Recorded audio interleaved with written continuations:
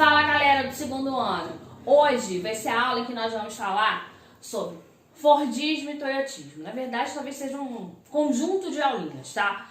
Bom, mas antes da gente falar de Fordismo e Toyotismo, a gente tem que contextualizar um pouco essa situação. Então a gente vai falar de revolução dos processos produtivos. Vamos falar, da primeira revolução industrial, que a gente já chegou a falar um pouquinho em sala. Vamos falar sobre Fordismo, crise de 29, crise do petróleo e, Toyotismo. E hoje, quem vai estar me ajudando a dar essa aula vai ser a professora Úrsula. Fala, galerinha, e aí, pessoal, tudo bem? Vamos aqui para uma aula. Hoje a gente vai fazer um apanhado histórico grande. Meu nome é Úrsula Mêndola, deixa eu me apresentar. Meu nome é Úrsula Mêndola, sou professora de Geografia, sou formada pela Universidade do Estado do Rio de Janeiro, glorioso UERJ. Então nós hoje vamos falar um pouquinho da revolução dos processos produtivos, mas antes disso, pausa o vídeo que você espera. Pausa o vídeo, pausou? Copia o quadro. Pausa o vídeo, copia o quadro. Fez isso? Beleza, acredito em você, sei que você não é aluno, você é sapo, você vai fazer isso. Porque agora eu vou ficar na frente do quadro, depois eu vou apagar isso aqui. Isso aqui, galera, é um resumo. Assistindo a aula, vendo isso aqui bonitinho, você vai conseguir lembrar de tudo que eu vou falar. Quando eu falo em processo produtivo, a primeira coisa, pelo menos quando eu era aluna que vinha na minha cabeça, era o seguinte: pô, o cara tá falando de revolução, de processo produtivo e já entocha logo um Fordismo na minha cabeça e revolução industrial. O nome é revolução industrial e não revoluciona nada não? Que bagaça é essa? Como a gente costuma ver os conteúdos esparsos, soltos, e nós temos matérias separadas na escola, o que é normal, isso é algo didático, isso é algo pedagógico para você poder ter um aprendizado melhor, eu vou aqui fazer uma costura, um entremeado. Eu vou misturar um monte de matéria, da área que eu conheço, obviamente. Vai ter um pouco de história, um pouco de geografia, a gente pode esbarrar um pouco na sociologia também, para a gente conseguir entender o parâmetro de tudo, para daí a gente falar de Fordismo, Toyotismo e você ter todo um feedback de conhecimento que vai te auxiliar, porque nosso objetivo aqui, segundo ano, vestibular. Nosso objetivo aqui é vestibular e, na medida do possível, eu vou dando um bisu para vocês. O que acontece?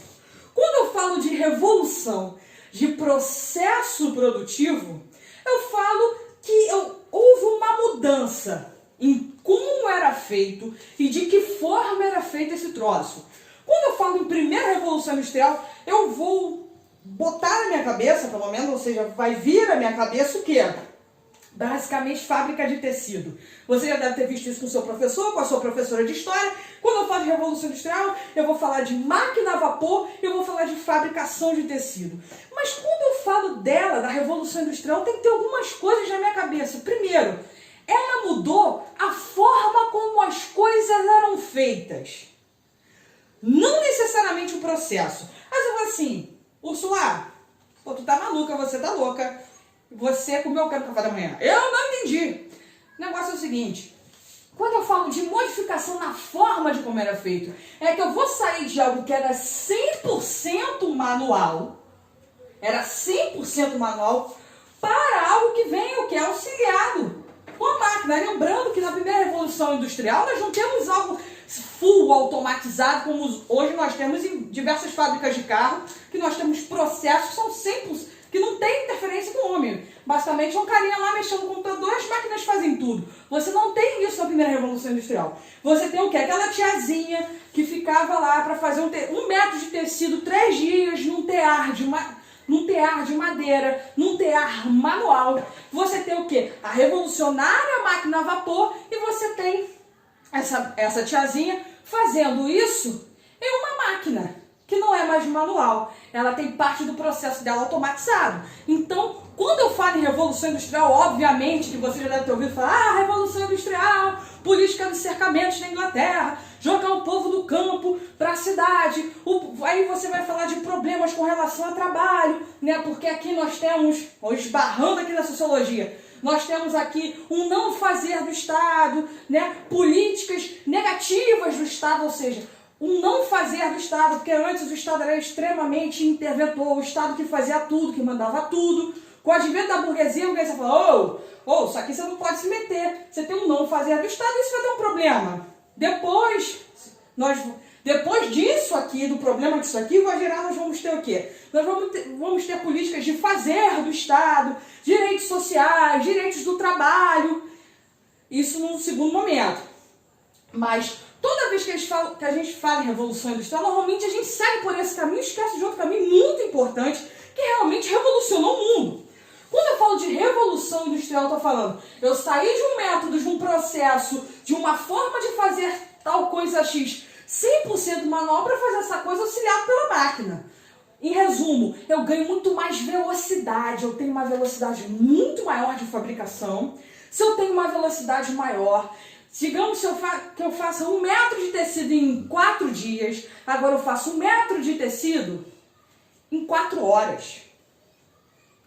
Eu ganho produtividade, eu ganho velocidade nessa produção, eu ganho redução do tempo, eu reduzo o tempo que eu vou produzir tal coisa, eu aumento a velocidade que eu produzo tal coisa, eu vou baratear o custo dessa coisa, porque tempo é dinheiro. Se antes eu fazia em 4 dias, agora eu faço em 4 horas, em um dia eu faço a produção de quase um mês, e eu tenho uma maior acessibilidade desse nosso produto. Por quê? Eu tenho mais produto no mercado, então eu tenho uma maior acessibilidade.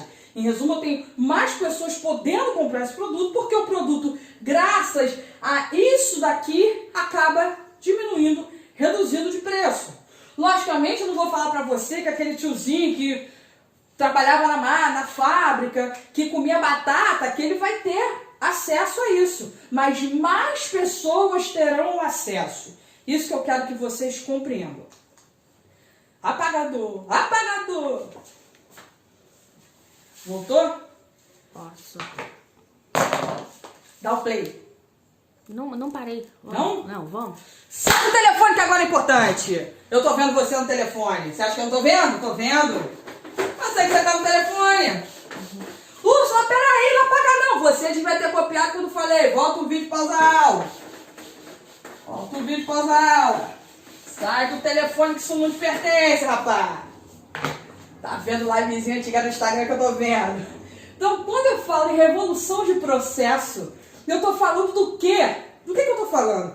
Eu tô falando de eu agora. Eu não só mudei como era feito. Eu mudei a forma como eu fazia.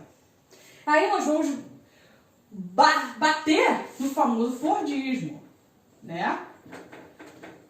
Vamos bater no Fordismo. Por quê? Antes do Fordismo, numa era... Vou trocando aqui a corzinha da caneta para ficar didático. Numa era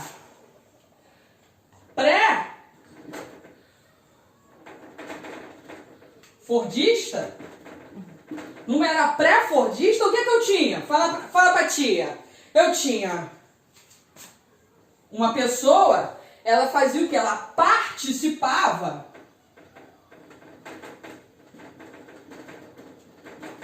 de absolutamente todo o processo produtivo.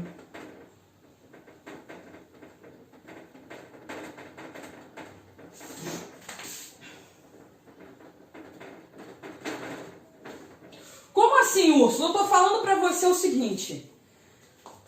Se eu tenho essa caneta, e eu tenho várias partes que compõem essa caneta, então... eu tenho a tampa da caneta, eu tenho a ponta da caneta, eu tenho a carga da caneta, eu tenho o corpo da caneta, eu tenho o breguetinho que fica dentro da caneta.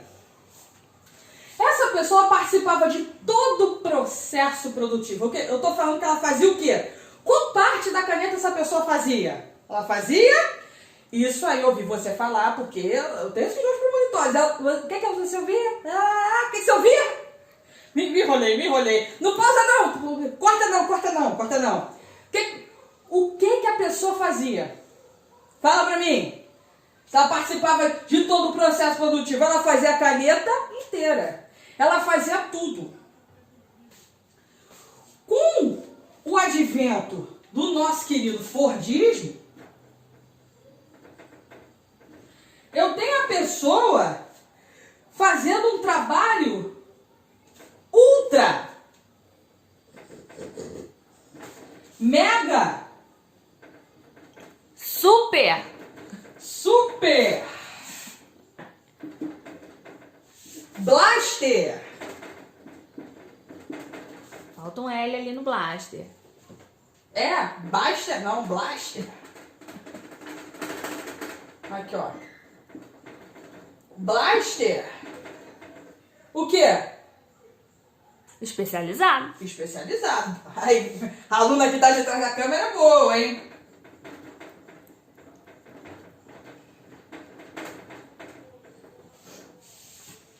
Então eu tenho a pessoa fazendo esse trabalho muito especializado. O que eu ganho com esse trabalho muito especializado? E o que quer dizer que um trabalhador é muito especializado? Agora você vai fazer o seguinte, você vai pausar. Pausou? Pausou? Tô esperando. Pausar pra copiar. Copiou? Beleza, apaguei.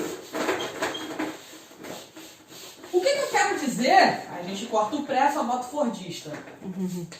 O que eu quero dizer com esse trabalho super, ultra, mega, blaster especializado?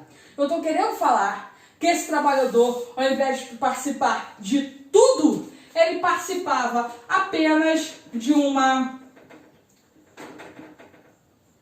fração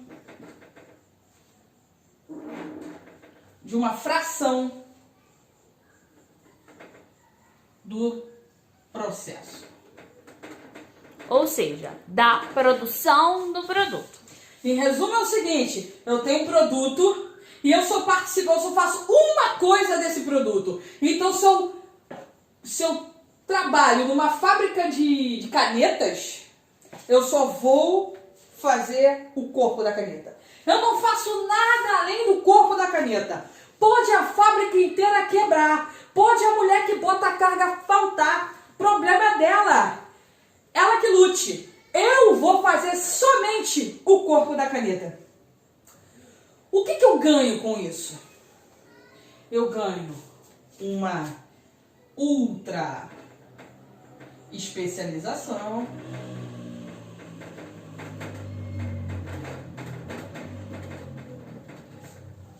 Além disso, o que eu ganho também? Eu ganho uma maior... Botar colorido. Uma maior velocidade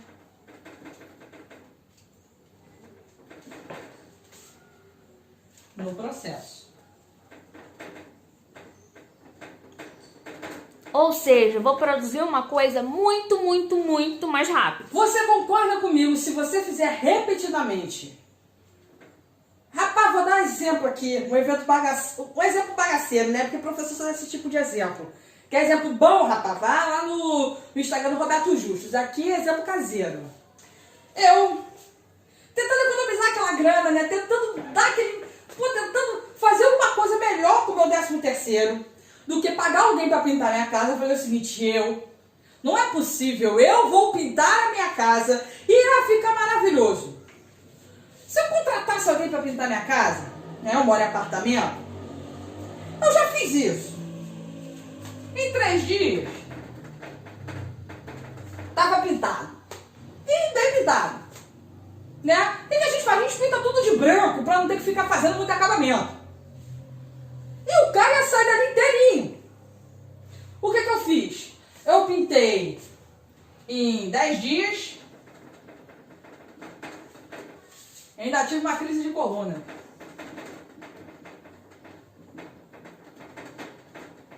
Tá separado, tá? Vou botar assim porque tá separado, porque parece que tá escrito junto. Eu pintei 10 dias e ainda tive uma crise de coluna. O que isso quer dizer? Que aquele camarada ele faz tanto, mas tanto daquilo, que ele consegue fazer rápido. E ele tá acostumado com aquilo. Ele faz super rápido e super bem feito. Então, trabalho muito especializado. Quando eu pego alguém que é especialista em alguma coisa, esse cara vai fazer aquilo muito bem feito, porque ele só faz aquilo. Ele não faz mais nada. Ele só faz aquilo. Então, ele faz muito bem feito e muito rápido. Por quê? Logicamente, a experiência vai dando manha. Ele vai pegando uma manha naquilo, então ele faz muito bem, muito rápido. Quando eu pego uma pessoa que faz de tudo, né? Que dá aula, que vai lá fazer compra no mercado, faz um monte de coisa. Pinta a casa. Pinta a casa. Eu não vou ter um trabalho especializado. Então, se eu não vou ter um trabalho especializado, esse trabalho vai ser mais lento. Entendeu o que é que o Ford é muito sinistro? Eu gosto muito desse cara, o Ford é muito sinistro. Né? Ford, Rockefeller também, uma galera boa, uma galera boa. Ele falou assim, brother, vou botar esse maluco aqui para fazer um troço só, porque ele vai fazer muito bem, muito rápido. Com isso, o que acontece? Eu também aumento a minha produção. E uma coisa, né, que não existia e que passa a existir, chama-se a padronização do produto. Como tudo era feito do começo ao fim por uma única pessoa, né, é a mesma coisa que pintar um quadro. O pintor pode tentar pintar aquele mesmo quadro 100 vezes. 100 vezes vai sair diferente, né? É uma cor que vai sair num detalhe, tom. É um detalhe. Só que quando você pega o café assim, o maluco jagunço, você vai fazer simplesmente caneta azul. Ah, rapaz, esse exemplo ficou muito ruim. Caneta azul ou caneta? Você vai lá e vai fazer só caneta azul. Brother, o cara vai ser um mestre ninja, Jiraiya, Pokémon de fazer caneta azul. Ele só vai fazer caneta azul. Ele vai ser ultra, mega, blaster especializado em fazer caneta azul. Ele vai saber a proporção do pigmento azul da caneta. Correto, ele só faz aquilo, ele não faz nada para além de aquilo. Então, o que eu tô falando pra você? Ele vai fazer o quê, ó? Rapidola, brother. Ele vai fazer muito rápido. Então, com o Fordismo eu tenho a pessoa participando apenas de uma fração do processo produtivo, dá aquele pause, copia, copiou, beleza. Então ele vai ter a pessoa participando apenas de uma fração de um processo produtivo. Esse trabalhador ele vai ser ultra especializado, ele vai ter uma maior velocidade no processo, ou seja, eu vou conseguir fazer mais rápido e eu vou aumentar minha produtividade. Toda vez que a gente sabe que eu consigo aumentar a velocidade do processo, que eu consigo aumentar a produtividade, eu vou sempre falar isso, que eu vou ter uma maior, o quê? Um maior acesso a esse produto. Você tem mais produto no mercado, lembra? Regra do mercado, maior oferta, menor preço, então as pessoas vão conseguir ter mais acesso àquele produto. Logicamente que quando você tem, né, o Ford aqui, você tem isso implementado nas indústrias Ford, com o famoso Ford T, então você vai ter aqui o Ford T, né, que era preto, só tinha preto, é que eu botei para aqui, Ford T, pronto. Então com o famoso Ford T, que só tinha preto, não tinha outra cor, para quê? Para não ficar muito doido. Logicamente que a indústria vai dar um problema nisso, que vai ser aquele famoso craque da Bolsa de Nova York em 1929, mas depois a gente chega lá, caminhando devagar. Então, nós temos isso aqui. Só que isso aqui extrapola, obviamente, isso aí é uma revolução dentro do processo produtivo. Então, vamos lá. Eu tenho um único carro, esse carro é igual para todo mundo, e eu tenho uma linha de produção, né? Esse é o famoso Ford T, mas o recado que eu quero deixar para vocês é a forma de produção que Henry Ford implementa na fábrica dele é revolucionária, brother. E isso começa a acontecer em tudo quanto é que é fábrica. Todos os lugares, os caras falam, brother, que genial! Vamos implementar isso aqui. E todo mundo implementa isso. Deixa eu só dar uma entradinha rápida. Ford, ele vai ter a ajuda de Taylor. Tanto que vocês vão ver por muitas vezes Fordismo, Taylorismo. O Taylorismo, ele é um engenheiro mecânico. O Taylor, né? Taylorismo não. Taylor era um engenheiro mecânico. E ele escreveu um livro que até hoje é utilizado, né, nos cursos de administração, que são os princípios da administração científica. Nesse livro, ele vai escrever de que maneira, né, eu vou falar sobre essa outra especialização, vai falar sobre as funções de gerenciamento da fábrica, né, de supervisão, vai falar sobre a questão do maquinário e vai falar sobre a questão do tempo, né? E Taylor junto com Ford, eles vão estabelecer ali um surgimento de uma coisa fundamental no Fordismo, que é a questão da esteira. Eles vão colocar uma esteira, vão colocar uma linha de produção, né? Que a professora Úrsula tá desenhando ali. Então, nesta linha de produção, cada um vai fazer uma tarefa a ponto, né, dessa tarefa ser cumprida rapidamente.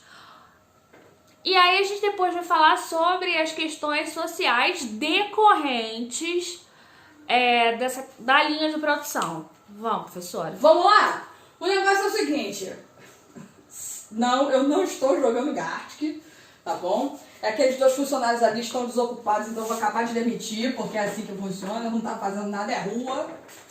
Então, vambora. O negócio é o seguinte, galera, eu tenho... Qual foi a grande sacada, a grande genialidade do Ford? Foi ele colocar uma esteira.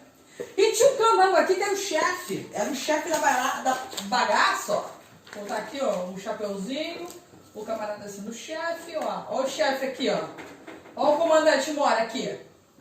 E o chefe fazia o quê? Ele tinha uma alavanquinha aqui, que ele ou aumentava a velocidade ou diminuía a velocidade da esteira.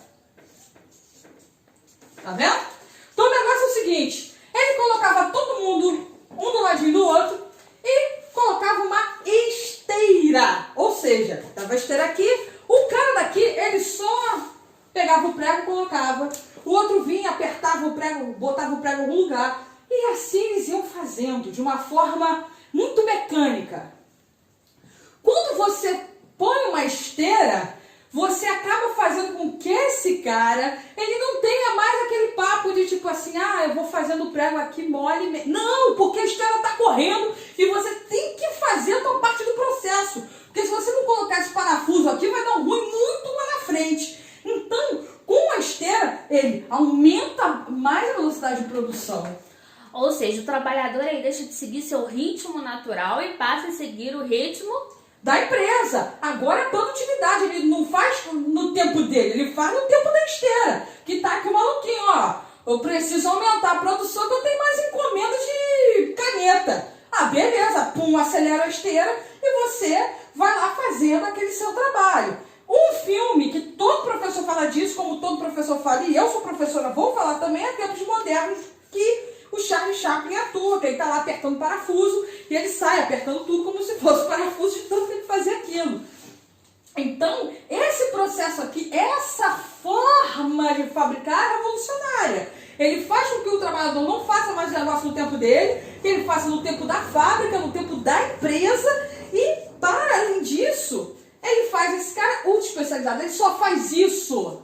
Ele só faz isso. Ele não faz nada além disso.